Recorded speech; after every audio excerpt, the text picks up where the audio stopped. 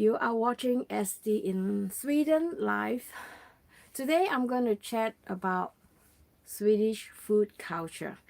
Sometimes ago, I think about 1.5 weeks ago, I did a live streaming about Sweden Gate, how I experienced this very weird culture in Sweden. So it was really fun doing that video because I received quite a few response and they wrote to me like very long comment, and I really think that this could be a topic that might interest some of you. So I'm going to jump on and share with you what I personally feel. I'm going to start off by telling you my experience with the Swedish food culture, and later I'm going to share with you one very pleasant experience that I've got uh, at the end of the video. So make sure you stay tuned to the end. All right. So Swedish food culture. What can I say about that? Um, I have read some of your response from my previous video, and some of you are from Sweden. You were quite not surprised, but curious about my reaction towards the way when Swedish people are having this dining experience with foreigner or among themselves. So for me, I find that it is very weird at the beginning, but after staying here for 23 years, I slowly understand why Swedish people behave the way they do. And there's really nothing negative about that. Maybe we are from the beginning, it was a shock for me, but after a while, I begin to understand. And it took some time, to understand that. So I'm going to this is just my experience. I notice when Swedish people, they gather with friends or maybe neighbors.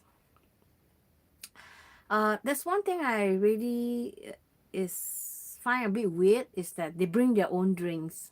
So maybe it's a Swedish culture thing. When you are invited to a party, you are expected to ask what to bring in the party.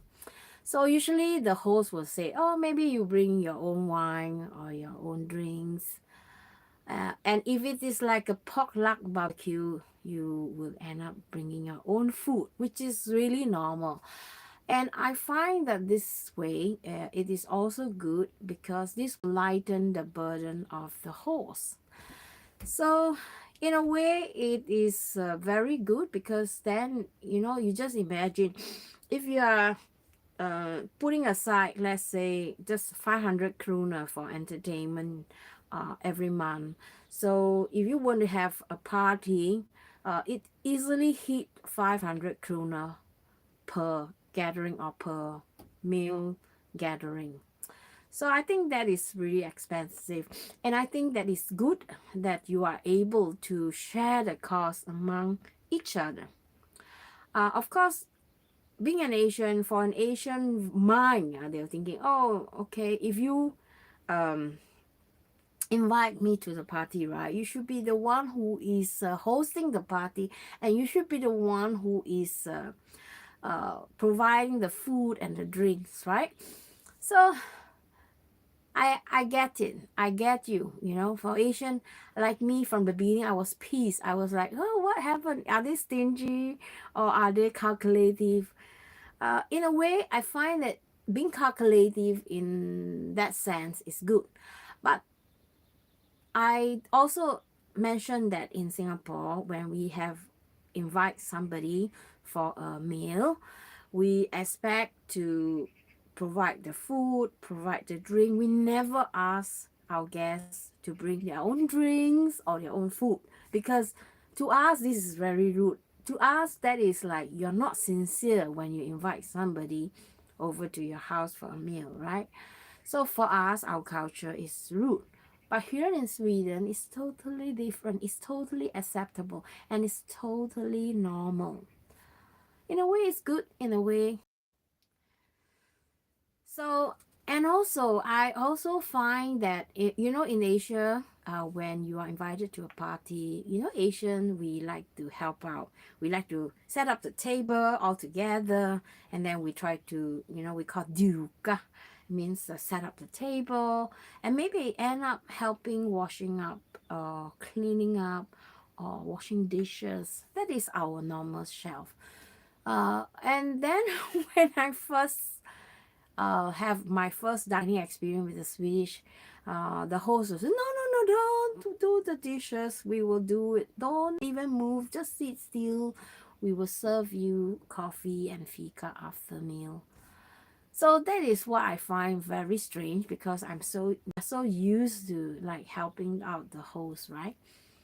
So maybe they just want the host to be totally comfortable, that you are arriving, and maybe that's their way of showing hospitality. So at the beginning I was like, oh, very confused, but after that I understand, okay, it's their culture and we have to respect that. uh, and I also feel like, you know it's nice. It's really nice. The feeling is like, when you are attending a Asian meal, some of the hosts expect you to do that, like helping out. So when you are in a Swedish family, when you're not expected to help out or, to provide, it feels nice to be a guest, but it's also feel bad because you feel like, you know everybody, I mean, they are doing everything and then you're just sitting there as a guest doing nothing, right? So that could be my problem because I just love to help and I love to feed people, and I felt like it's very strange when people feed me, because most of the time I feed people. So I find it's totally strange for me. And also, the thing that I know about Sweden is the Swedish food manners. When they are dining together, there is kind of not strange, but this is a very good manners. When we eat, we don't eat with our mouth with food. Uh, I mean, when the Swedish people eat, and I think it's really good with the food in the mouth and talking. It's not considered rude, but like, it's not a pleasant scene, right? And sometimes the food might come out, so I think this manners is okay. And when my Korean guest was here, Korean people, they eat very loudly, and Japanese, they really scoop their food with their tongue, and they make hell of noise when they eat. And to them, that is a way to show that the food is delicious. But in Sweden, it's totally the opposite. When you eat with sound, everybody will stop and look at you. What is going on? It's not that they think that you are rude, but because they are not used to that. So if you notice, when Swedish people they eat, they make sure they swallow the food first, then they talk. And I don't understand sometimes, if you come to a big party like a friend's party, normally family, they are quite quiet. They just eat and then they give grace and then they just leave and maybe have a coffee. But if you eat with a group of Swedish people, the one thing I have difficulties is that everybody talk at the same time. That is what I have difficulties, because my ear is trained, maybe because I have this problem with concentration. I cannot listen to 10 people talking at the same time. To me, I find it's really stressful, but they are fine with that. They find that this is normal and they could communicate with each other on that kind of condition. So me, I find it really stressful, and sometimes I try to avoid big party, like if you sit together. So that's the problem. And also, Swedish people like to sing and they like to cheers when they eat, especially during the midsummer. They have these snaps that they will drink like every 15 minutes, and it's very powerful stuff. Um, and they'll say, and they make sure that the glass are filled, and they have to, cheers. And they say skull, and then they start to sing after that, which I find it's really nice, because if you're not the type of person who like to sing, maybe this can be very boring. But for me, I find that it is their way of expressing their happiness and joy. So if you're invited and you find a little bit offside, why not just embrace it and say, okay, I can join the fun. I don't know the lyrics, but usually they have a lyrics where they put on front of you where you could sing along. If they know that you are not sweet, they will provide you with that. And also, when you eat, usually sweet doesn't like to take a lot of food at one go. They like to start off with the starter, like fish, potato, and then after that, the heavy stuff. And they don't want to take so much at one time, which is good, because then you don't end up throwing things that you don't like to eat, right? So you're not wasting food. And also when they how do you call that? When you are done with the food, then they'll say, sit still, everybody, we're gonna take care of the dishes, don't move. And then usually coffee and maybe some cookies or some cakes or pie are served after dinner. Can you say that Swedish people are stingy? Yes, no. Of course, you got every kinds of people in this world, right? Doesn't mean that you have come to a rich family, you definitely expect really expensive food. Actually, it's not the matter of how expensive the food is. For me, I find that it is how much effort you put into making this a very good experience for everybody. When I invite people for dinner, I usually want to make sure that they are full because we are Asian, we like to feed people until they are like on top of the neck. But Swedish people, they are a little bit different. They like to, start slowly, and then after that, when you are invited to a Swedish party, they have this tradition like for fest. It means that pre-drinking session before the party, and they go to the party, and after the party there is what they call the after fest, means that the after party drinking. And I find it is a bit weird because in Singapore, we usually don't drink even, at dinner party. Even if we drink, we just drink like just to taste the wine, or to combine like food pairing to have the maximum oblivion experience with food and the wine. So it will not go to the extent where we keep drinking. But I notice the Swedish people, maybe they're good in drinking, and they like to drink before that.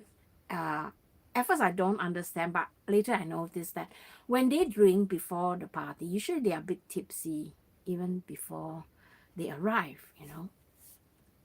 I think my own study is that when you have a few drinks, you are more light. In a way, you are more flexible, you are more happy.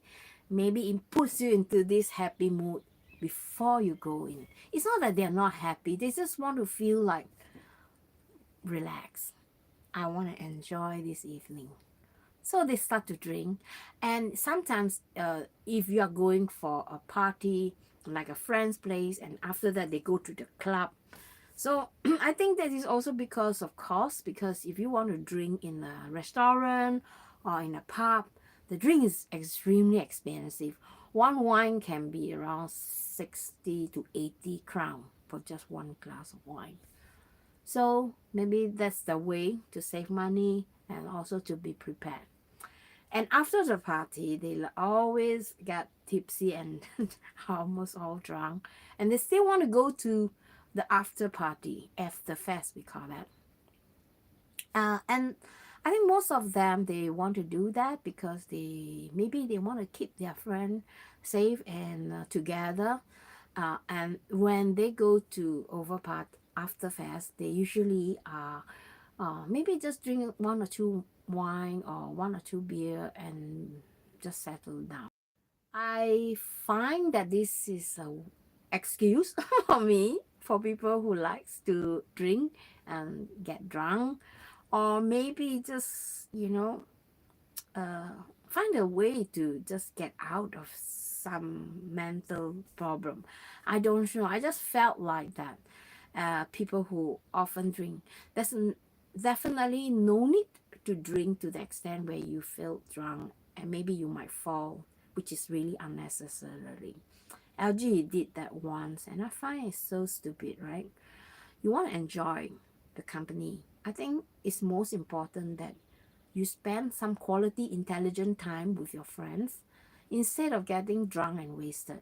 And then maybe worst case you speak something that you not supposed to say, or maybe you create a drama there, which I feel like, you know it's not necessary.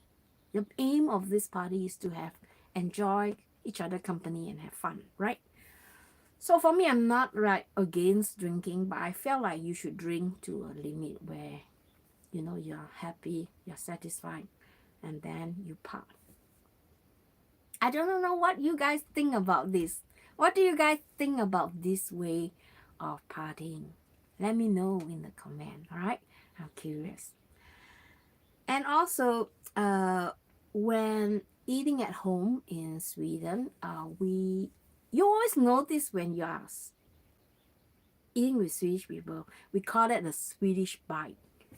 Swedish bite, not bike, not the bike, but bite.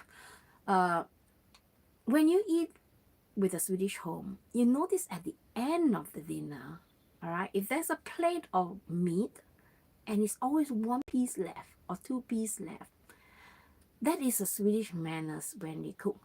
Nobody will touch that two piece or one piece of meat. That's their way of saying, oh, maybe other people wants to have that last piece. And it's always never been eaten and it's even been thrown away or been kept as a lunchbox. I find that this is very strange because we shouldn't throw away food. So in a Asian family, we always say, okay, if nobody wants, then I will take it. And they will always ask for permission to do that.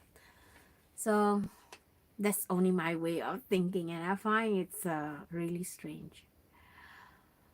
Swedish people, most family, the couples works. And when they work, they don't feel like cooking Monday to Friday or maybe Monday to Thursday. So every time when they come back, they will just make something really simple.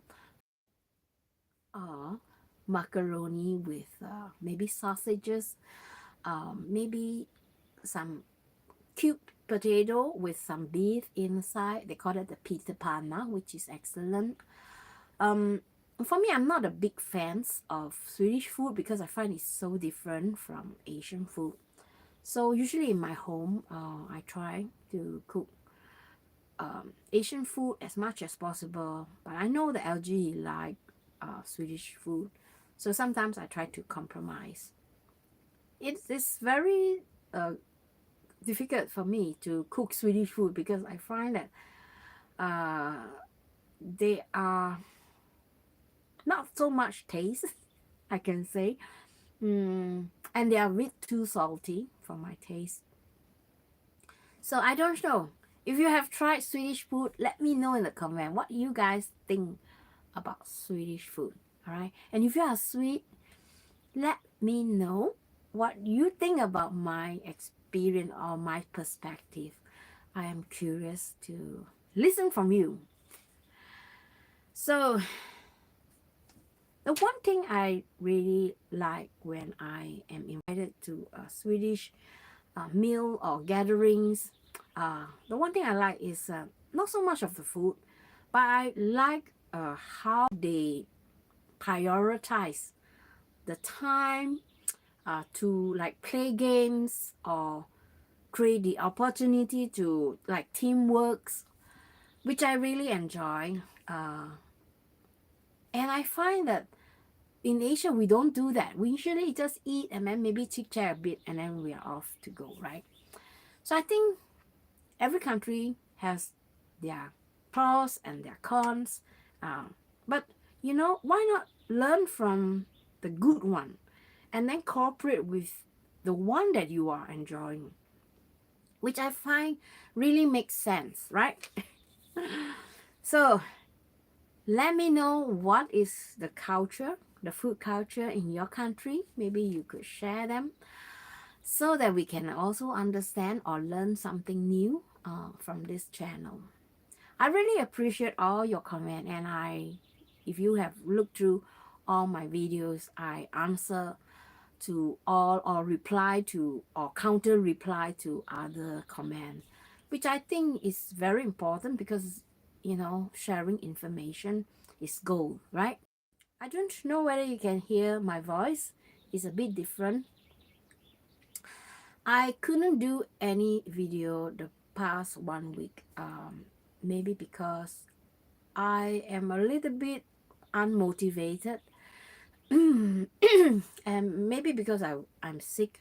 Me and LG, we've been coughing like crazy. We were very sick, and you should hear him. He's like coughing all the time. And I think I'm better these 2 days. That's why I could jump on live. My goal for this channel is to be able to learn how to tell stories or maybe share experience and give you guys an experience through my eyes and my thoughts. Right now I am looking into other very good channel, like how they tell their stories, and it is not that easy, to film and also to be able to put the story across to you guys so that you can experience what I experience. So lately I've been filming quite a lot on a lot of behind scene, which I feel like is real things that I think you should know. So I'm trying to put everything together. Maybe I will do that, in the time frame, because I felt like if I want to do something, I want to do it right and good. So I just felt like my previous vlog and my previous videos, it's not exactly what I wanted it to portray, or maybe my expectation is too high. But I want it to be like a story, like, with connection. I hope you guys understand what I mean. And believe me, I'm trying my best to learn that skill, to putting my story in the best perspective so that you could feel like, well, I fully get it. Okay, now I think prioritizing is what I'm learning now. I'm trying to like keep calm because of the situation now. With the war, it's not looking really good every day, and I think that is the reason why I'm quite unmotivated to do. I'm just thinking about, who knows, maybe this could be last week I'm enjoying summer. So every day, me and LG, we try to do things that are fun, that are meaningful, that, you know, can bring us closer or to a closure, or to find some really calm, peaceful time to just enjoy life to the fullest where we can. And I hope, besides just prepping, like I mentioned, prepping, house chores, and enjoyment is really important. Because you know what, if tomorrow you are asked to pack up everything, or maybe take 10 pieces of things that is most relevant or most important to you, and you have to move to another country, right? So I think it is only wise to do and prioritize what is most important for you. What you guys think, right? It's really important, don't you think? Okay, finally, I'm going to share with you a gift that I got. I think I put it in my story. Sometimes I think right now I'm almost reaching 36,000, or have I reached 36,000 followers when, or subscriber. Um, you guys have no idea, you know, that how much this means to me. Just imagine. I mean, people ask me, do I have friends? How come we don't see your friends and all that? Sometimes I have to protect my friends' identity, or maybe some people, they are not comfortable in front of the camera, and I should respect that. For me, my style is, or my type of person is that I like to, I'm actually quite a social person. It's only when I moved to Sweden, I start to develop another kind of lifestyle, and from that lifestyle and from that experience, it makes me see what is important and what is not. So I'm really, really touched by people who go all the way, you know, to show me that they care. I received a call, and recently, over the past 1 year, I've been receiving a lot of calls from England, with the country code 44, and every time it's always spam.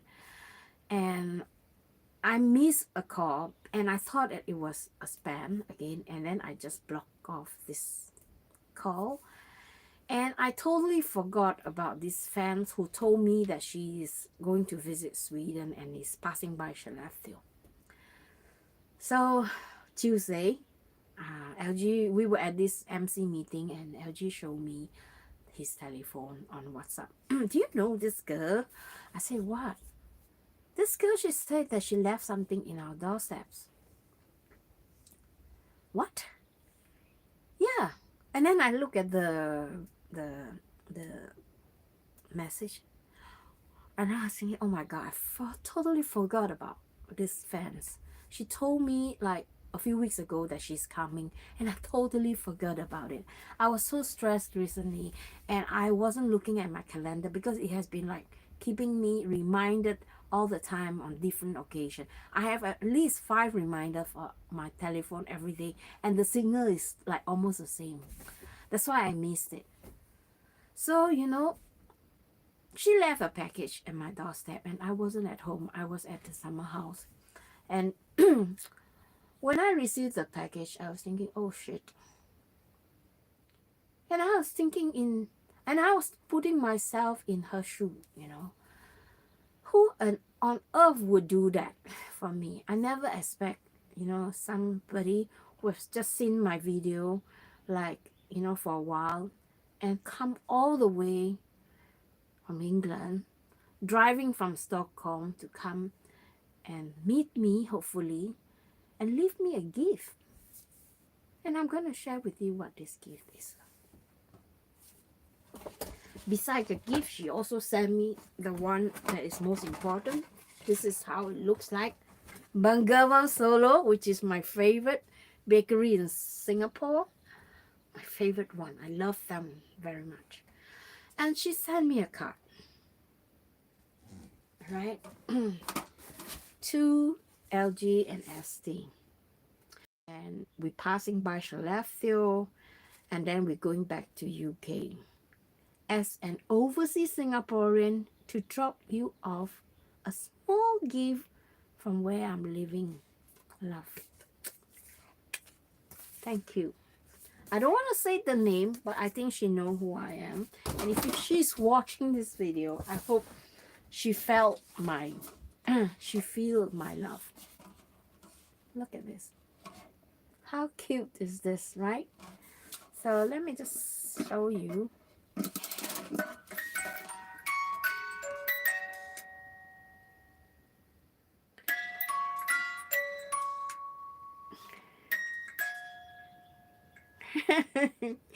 It's a cookie box with a musical instrument. How sweet is that, right? And I think I'm so touched. I almost come in tears, and I said, who would do that? I would not do that to my favorite YouTubers. And I just felt so touched. This is from Platinum Jubilee Rotating Musical Biscuit Tin from Ireland. And this is how it looks like in the biscuit.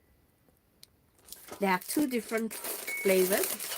This is one flavors, and this is the other flavors. All right. I was so stingy. I told LG, don't eat so much, okay?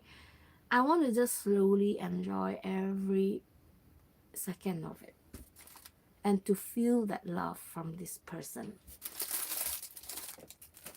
Seriously, I'm really touched. I don't even think that my family even do that for me. All they do is just to blame me all the time. So I don't know what to say. And LG, he was like so touched. So he said, what? I mean, you are such a small channel and people do that for you. I mean, come all the way there and put it on your doorsteps. This is what I think.